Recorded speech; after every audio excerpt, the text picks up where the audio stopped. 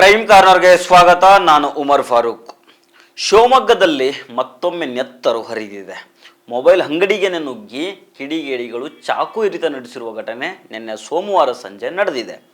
ಶಿವಮೊಗ್ಗ ನಗರದ ಅಮೀರ್ ಅಹಮದ್ ಸರ್ಕಲ್ ಬಳಿ ಇರುವ ಮೊಬೈಲ್ ಅಂಗಡಿಯಲ್ಲಿ ಕೆಲಸ ಮಾಡ್ತಾ ಇದ್ದ ಮೆಕ್ಯಾನಿಕ್ ಮೇಲೆ ಇಬ್ಬರು ಕಿಡಿಗೇಡಿಗಳು ದಾಳಿ ಮಾಡಿದ್ದಾರೆ.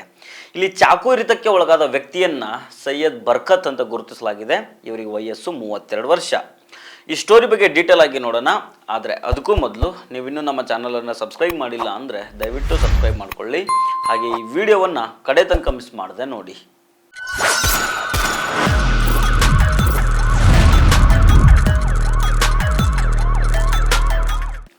ಹೆಸರು ಸೈಯದ್ ಬರ್ಕತ್.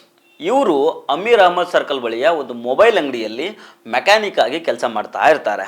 ನಿನ್ನೆ ಸೋಮವಾರ ಸಂಜೆ ಏಕಾಏಕಿ ಆತ ಕೆಲಸ ಮಾಡ್ತಾ ಇದ್ದ ಮೊಬೈಲ್ ಅಂಗಡಿಗೆ ಇಬ್ಬರು ಕಿಡಿಗೇಡಿಗಳು ನುಗ್ತಾರೆ. ಸೈಯದ್ ಬರ್ಕತ್ ಮೇಲೆ ದಾಳಿ ನಡೆಸಿ ಚಾಕು ಹಾಕಿದ್ದಾರೆ.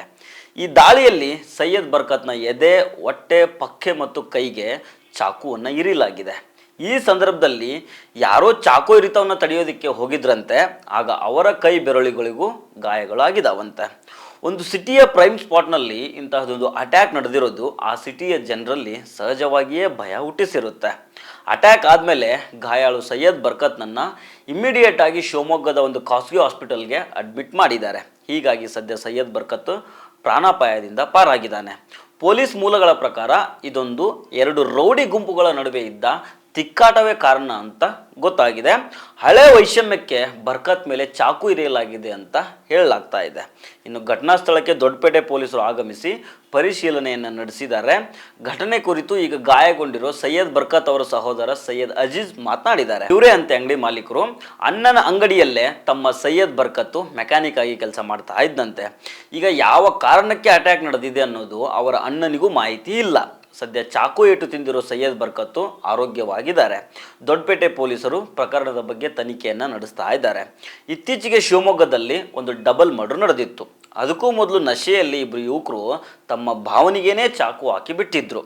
ಇವೆಲ್ಲ ಶಿವಮೊಗ್ಗ ಸಿಟಿಯಲ್ಲಿ ರೀಸೆಂಟಾಗಿ ನಡೆದಿರುವಂತಹ ಘಟನೆಗಳು.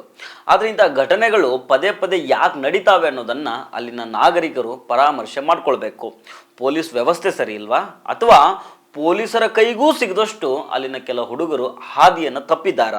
ನಮ್ಮ ರಾಜ್ಯದ ಕೆಲವು ಪ್ರಮುಖ ಸಿಟಿಗಳಲ್ಲಿ ನಶೆ ಅನ್ನೋದು ಯುವಕರನ್ನು ಸಿಕ್ಕಾಪಟ್ಟೆ ಹಾಳು ಮಾಡ್ತಾ ಇದೆ.